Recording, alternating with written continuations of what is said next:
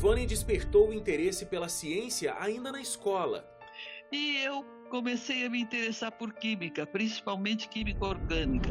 Se tornou uma referência, ganhou prêmios. Eu recebi a notícia, olha, você ganhou esse prêmio, você fez aquilo, você foi aceita como membro da Academia Brasileira de Ciências.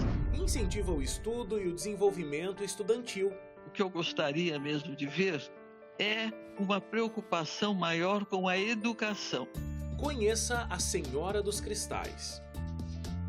Olá, boa noite, tudo bem? Obrigado pela sua audiência, obrigado pela sua companhia aqui comigo. Você é sempre muito bem-vindo, muito bem-vinda ao nosso programa de boas conversas, com histórias de conquista, histórias de realização.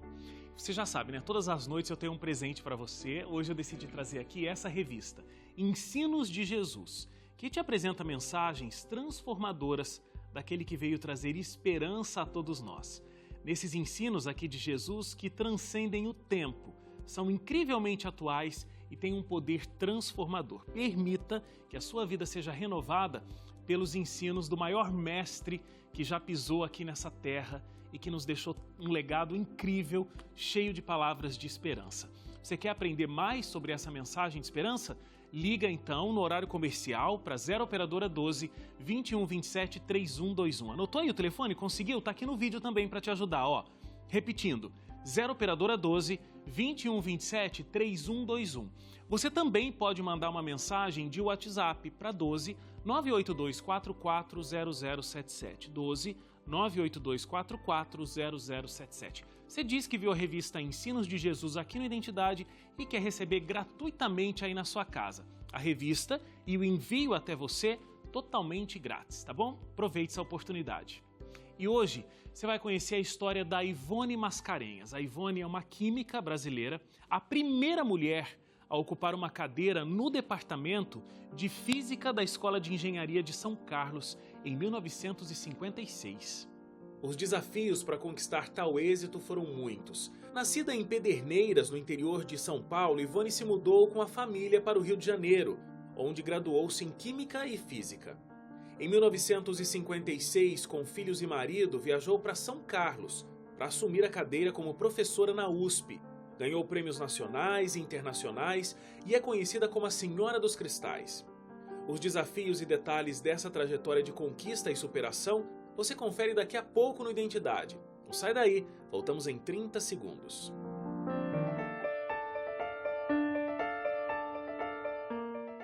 De volta ao Identidade, eu tenho o prazer aqui de estar com a Ivone, professora Ivone. Tudo bem, professora? Boa noite. Boa noite. Graças a Deus está tudo bem. Então tá ótimo. No meio dessa pandemia, né? Está bem comigo, não com o Brasil. Não com o mundo, né, professora? Não com o mundo, né? Isso mesmo. Muito bem. Professora, vamos contar aqui um pouco da sua história, porque eu acho que ela é muito representativa, dado o momento em que a senhora, né, estava ativamente na sala de aula e produzindo muito. Vamos começar porque, assim, a senhora ficou conhecida como a Senhora dos Cristais. Por que isso? Pelo seguinte, porque eu me interessei desde a minha graduação, quando eu estudei lá no Rio de Janeiro, na Faculdade Nacional de Filosofia, por uma disciplina que chama-se cristalografia, que permite conhecer a estrutura dos materiais por difração de raio-x com uma resolução atômica, quer dizer, conseguir distinguir cada átomo que constitui uma molécula e como essas moléculas estão arranjadas dentro do cristal. E me conta assim, professora, da onde que surge uma paixão de estudar algo tão específico assim? O que despertou esse tremendo interesse? Olha, na realidade, eu tenho uma graduação em Química e também em Física. E comecei a trabalhar um pouco em pesquisa no grupo do professor Costa Ribeiro, lá do Rio de Janeiro. E ele trabalhava com materiais sólidos, medindo propriedades dielétricas com variação de temperatura. E ficou muito claro para nós, para mim, para os meus colegas, que as propriedades do sólido dependem da estrutura cristalina. Aham. Então, eu já me interessei, embora pareça uma coisa muito específica, mas é para qualquer material. Então, essa foi a motivação, tentando colaborar com todas essas áreas. É uma área muito interdisciplinar, como você pode ver. Sim. Professora, a gente está falando da década de 50, década de 60, onde as mulheres ainda não eram tão incentivadas a uma vida acadêmica, principalmente, né? Muitas vezes nem a estudar, mas nesse momento a gente está falando de uma pessoa que foi muito profundamente na vida acadêmica, mestrado, doutorado, 2 graduações. Por que, mesmo indo na contramão de uma cultura da época, a senhora resolveu ir para a academia?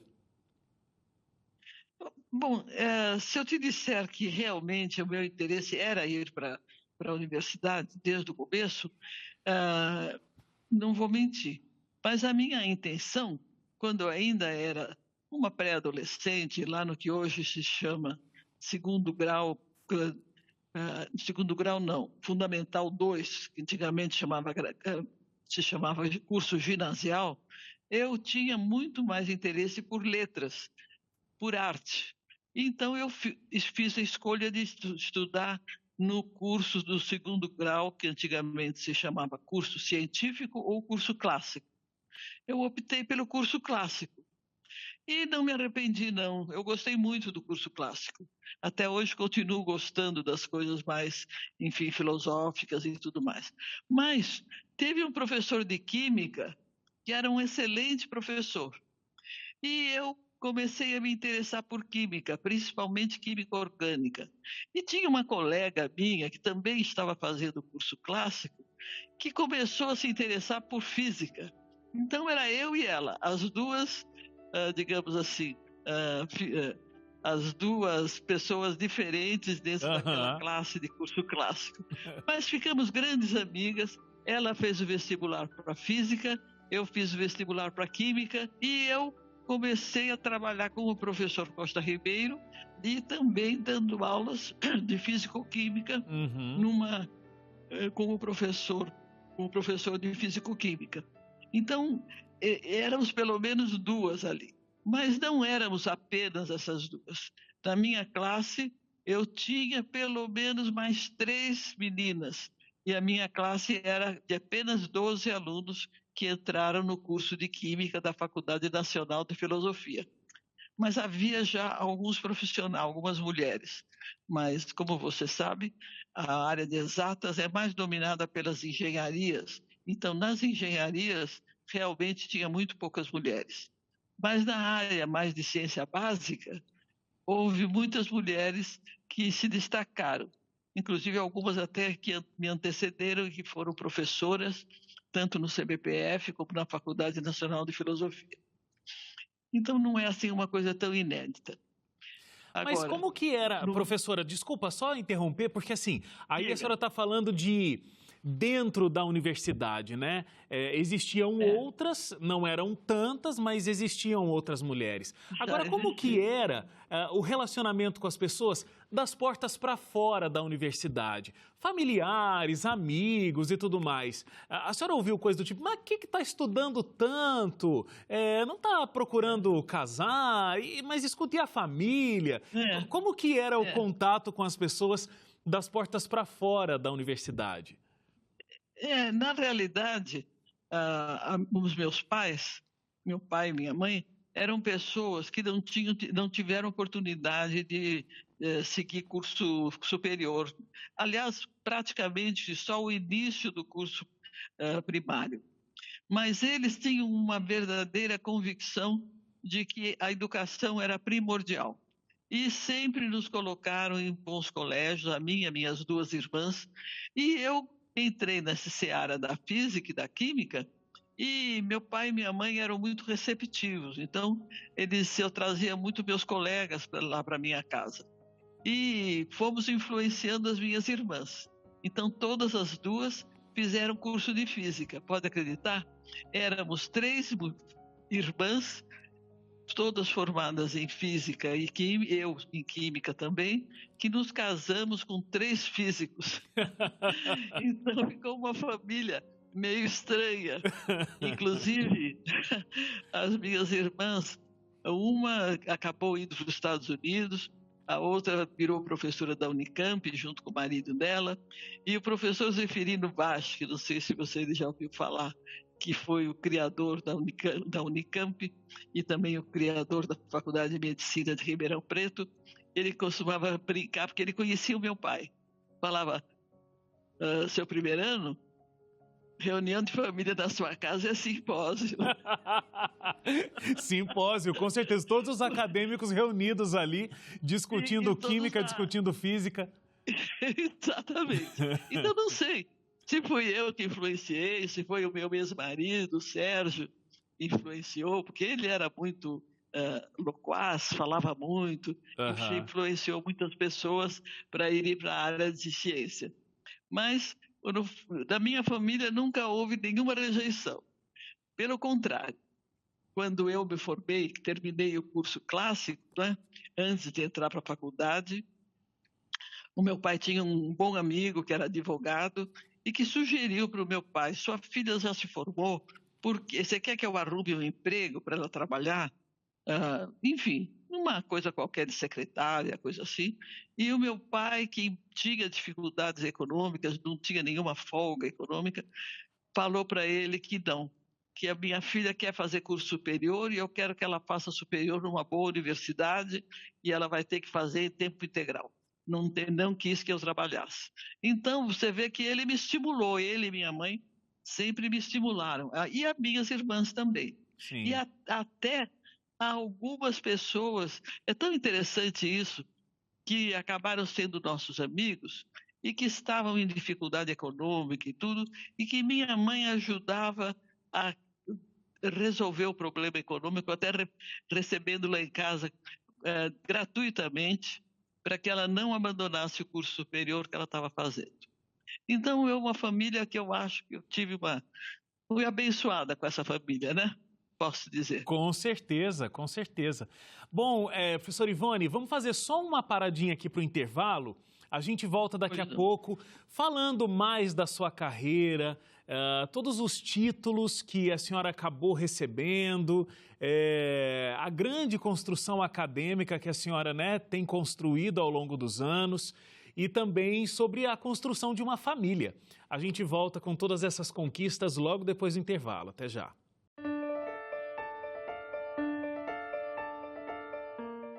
Já de volta aqui o Identidade, hoje a gente está conversando com a simpática professora Ivone, uma acadêmica de referência no nosso país. Começou a vida acadêmica lá, meados da década de 50, década de 60 e construiu uma sólida carreira. Ela nasceu em Pederneiras, no interior de São Paulo, se mudou para o Rio de Janeiro, lá começou, né, essa vida acadêmica e aí, em 56, já com 2 filhos, se mudou para São Paulo, para a cidade de São Carlos, onde ela e o marido assumiram cadeiras, né, como professores da USP.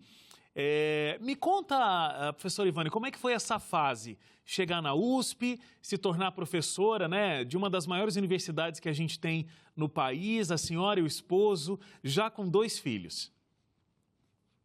Eu posso dizer que nós fomos muito sortudos, digamos assim, né? Por quê? O professor Teodoreto Souto, que era um professor catedrático da Poli, foi encarregado de fundar uma escola de engenharia em São Carlos, que era uma cidade que ele tinha em torno de 38 mil habitantes. Uma cidade bem pequena. Além do mais, essa cidade, o acesso a essa cidade era em estrada asfaltada somente até Rio Claro. Dali para diante era no chão de terra. Então, provavelmente muita gente não achava muito atraente vir ficar trabalhando em tempo integral, morando em São Carlos. Mas o meu pai encontrou o Teodoreto de Arruda Souto por acaso, quando estava esperando uma entrevista com o reitor da USP. E batendo um papo lá, ele perguntou, e como vai a escola de engenharia que o senhor está criando? Ele disse que ia indo muito bem, que a única dificuldade era encontrar professores de física, porque já tinha tido professor estrangeiro que já veio, já tinha vindo e que já tinha desistido, já foi embora. E ele, o meu pai, então, que era fã tanto de mim como do meu marido, Sérgio, falou: o seu problema está resolvido. Eu tenho 2 excelentes jovens, maravilhosos, inteligentes, cultos e tudo mais, né? Elogiou o cunhado muito corujamente e falou: se o senhor quiser recomendação, pode fazer um contato com o professor Costa Ribeiro, que vai dar uma boa referência. E, de fato, o, o doutor Teodoreto Souto nos contactou, o Sérgio veio aqui em São Carlos para conhecer, gostou e se animou muito. E vamos ser sinceros, em grande parte porque nos oferecia a mim e ao Sérgio empregos em tempo integral para nos dedicarmos exclusivamente à docência e à pesquisa, que era o que ele queria muito, o doutor Souto. Queria muito que a Escola de Engenharia fosse um centro de desenvolvimento científico com boa pesquisa. Era tudo o que o Sérgio e eu queríamos. Então, tomamos a decisão de vir. E nunca nos arrependemos dessa decisão.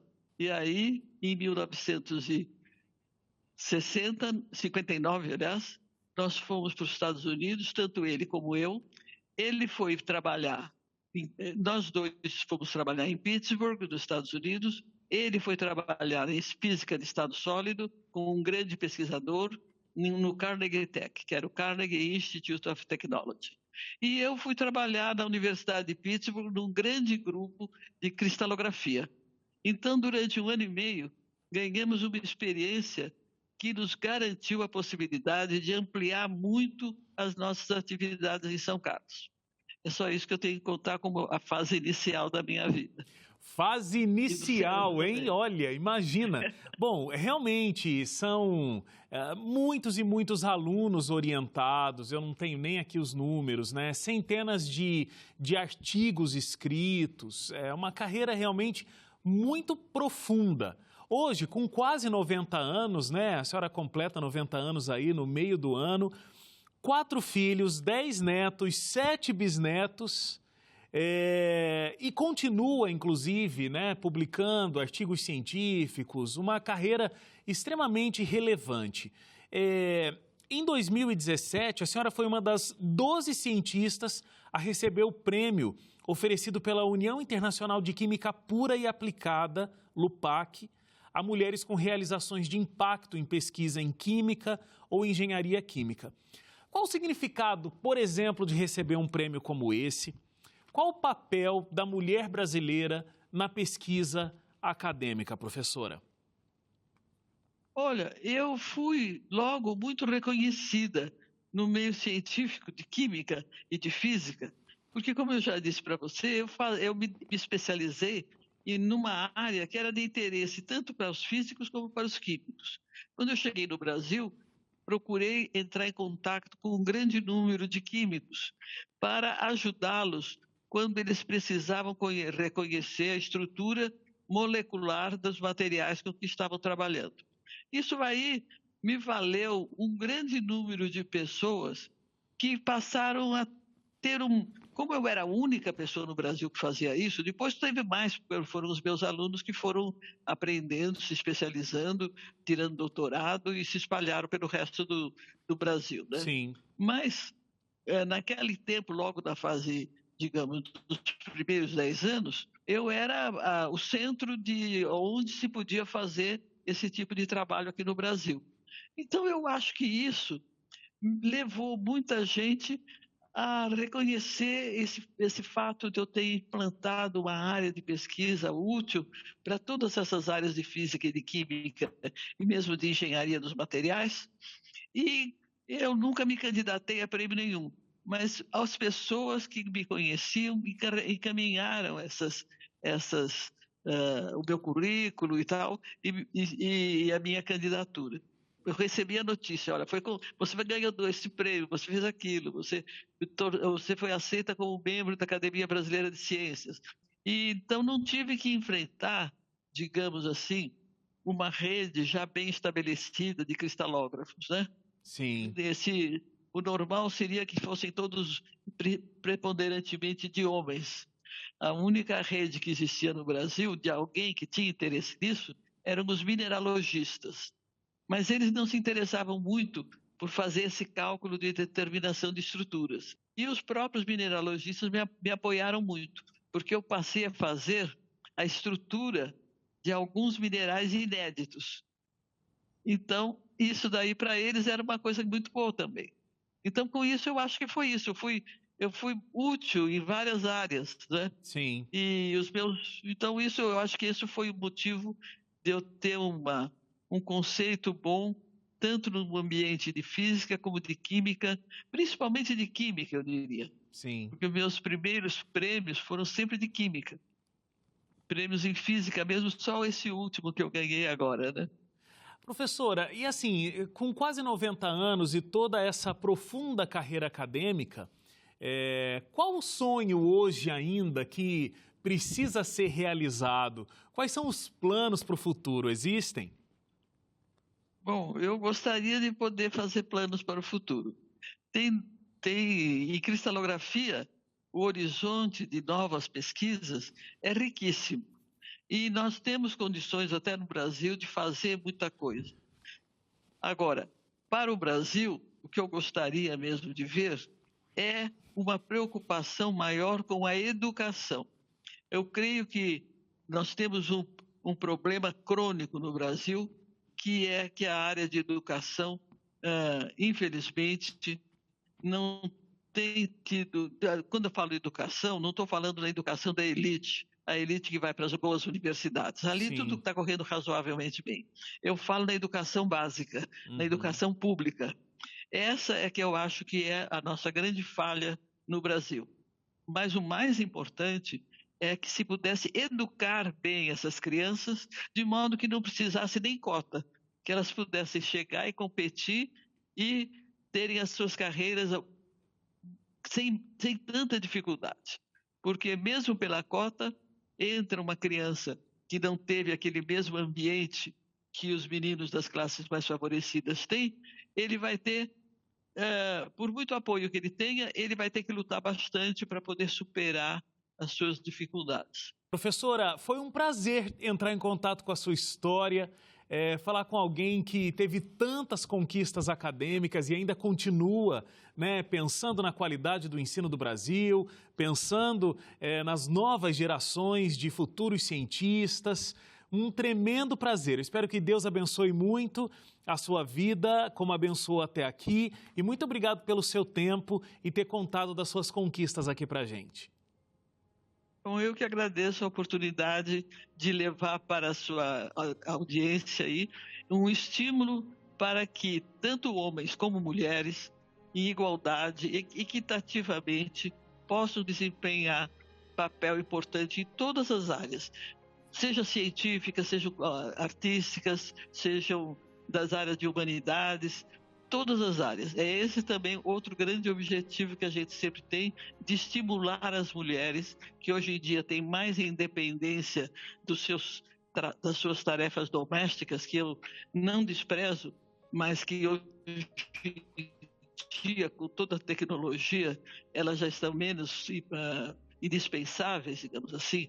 Sobra tempo para as mulheres fazerem outras coisas, que elas se estimulem e que sigam seus ideais, não só de criação de seus filhos, do cuidado do lar, mas principalmente sejam partícipes junto com o marido, tanto nessa profissão, nessa atividade familiar, como nas atividades profissionais. Muito obrigado pela oportunidade de me expressar. Muito obrigado, professora. Obrigado a você também que ficou com a gente até agora. O Identidade fica por aqui. Voltamos amanhã, às 11h30 da noite. Até lá. Tchau, tchau.